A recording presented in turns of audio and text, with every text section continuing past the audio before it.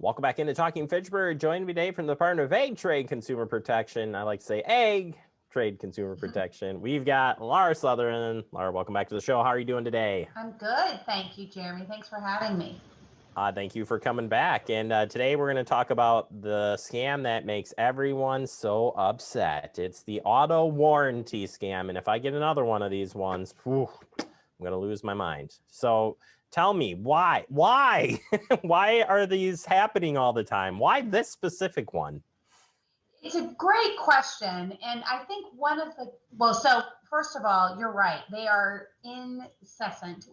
This year, the Federal Communication Commission rather said it was their top robocall complaint filed with them. With a longtime front runner of Social Security phishing scams coming in a close second. So it's out there, it's relentless. And in 2021, the auto warranty complaints continue to grow. One of the things that we like to talk about when it comes to auto warranty scams and these robocalls is that there are two types of auto warranty scams and robocalls. So for instance, we often talk about imposter scams, and they are people who are posing as the government or posing as a utility or posing as your grandmother, and they're trying to steal your money or your identity or both. That is true with auto warranty scams. There are companies out there that there are fake imposters out there that are trying to steal your money. But in large part, the auto warranty calls are companies that are trying to sell you a product. And why that is different is because they're actual entities that are violating the no-call law. And you can file a complaint about that. And we have some hook into them because if you are on the no-call list, you should not be getting a call from a company.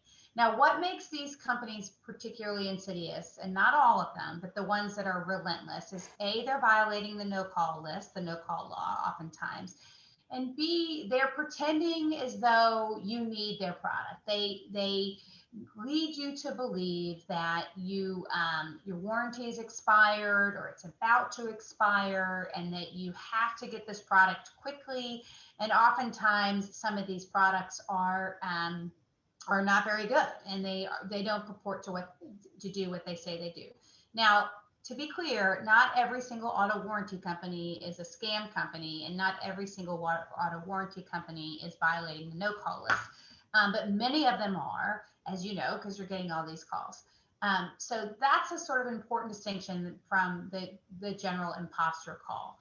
We encourage folks to file a complaint when you get these calls, and that's because, as I say, they are companies that are in existence. Now, they often try to hide from regulators and change their address and change their identity. So once we send them a subpoena, if you will, to ask them for records, they'll go sus, they'll go silent, and then they'll pop up as a different company.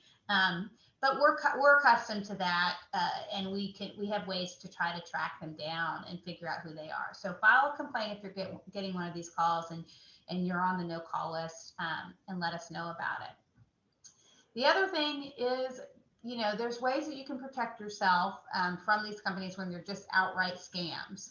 And some of them are simply trying to steal your money and your identity. So again, when you get these unsolicited calls, you should ignore them.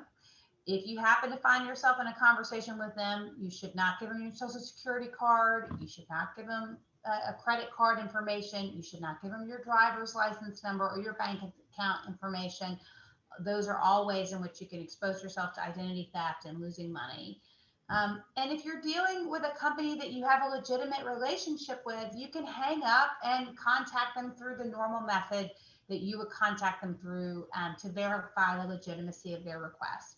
And this is a really important rule of thumb, Jeremy, because if it's a legitimate company, they're not going to care if you say, you know what, let's just take a minute. Let me make sure you say you are who you say you are. I'm going to use the phone number I always use to talk to you, or I'm going to use a phone number that I've researched and found myself. And that legitimate company will say, yeah, no problem. And if it's an illegitimate company and they're forcing you to buy something quickly and they won't let you do that basic verification, then it's a scam, and you know better than to deal with them. So those are really the ways in which you can keep yourself safe and keep your identity protected. So for how, I assume that this is working well. If it's continuing to happen, if it's continuing to go, that means that the scam is probably working on some front. Would you say that because of how widespread this is and how many people are reporting it? Are people really getting sucked into this? Well, it is one of these things that there's not a whole lot of overhead, right? Most of these are automated or pre-recorded calls. And in that instance, what's the overhead? They send out thousands of calls at any one time. And if a fraction of a percentage of people respond to it and end up paying a significant amount of money, that doesn't cost them anything, and it's all profit. So I think one of the reasons that these calls are so pernicious and they continue to invade our lives is that it doesn't have a lot of upfront cost, and once they get someone on the hook, they reap the benefits from very little effort.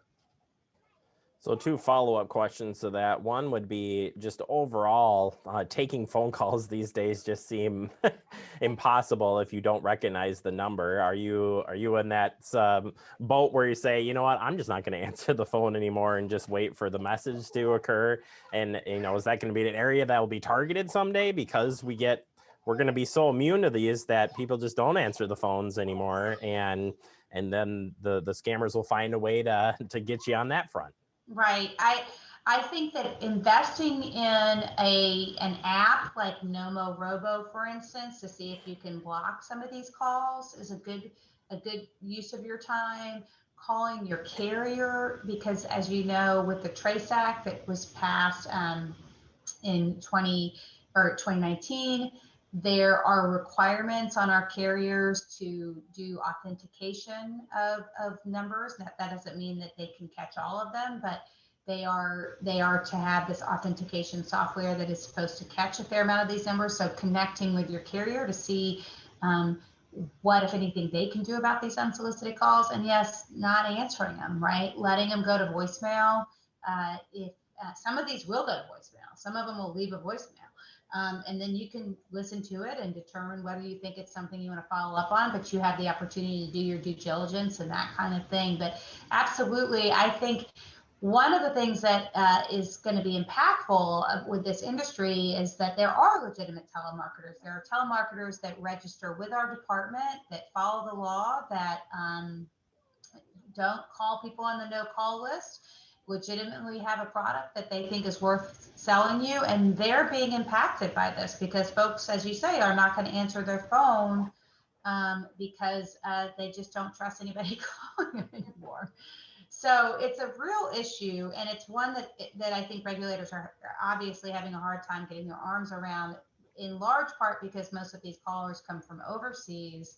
And it is really hard to stop those calls from coming into the country. But it's not something that we've given up on. We do look into these calls when we get complaints. So again, if you get a call from an auto warranty company, you're on the no-call list, and you have that number, go ahead and file a complaint with us. If you've bought the product and you've been deceived by the product, absolutely file a complaint with us. We will do an investigation. We'll run that down and see what we could do to help you. All right, Lara, appreciate all the information. I know I could just fire a whole bunch of other questions at you, but you know what? I know there's a great place that people can go to learn more about this, protecting yourself, and file a complaint. Where can they do that? They can call us at 1-800-422-7128 and speak to our hotline folks and see if we can help you that way. You can also visit our website at datcp.wi.gov, and you'll see plenty of information about these scams and all other types of scams, and more importantly, how to keep yourself safe. And you can file a complaint if you have fallen victim to a scam. So take all of that frustration, all that pain, and put it towards turning these folks in, and that will help solve this problem someday down the line.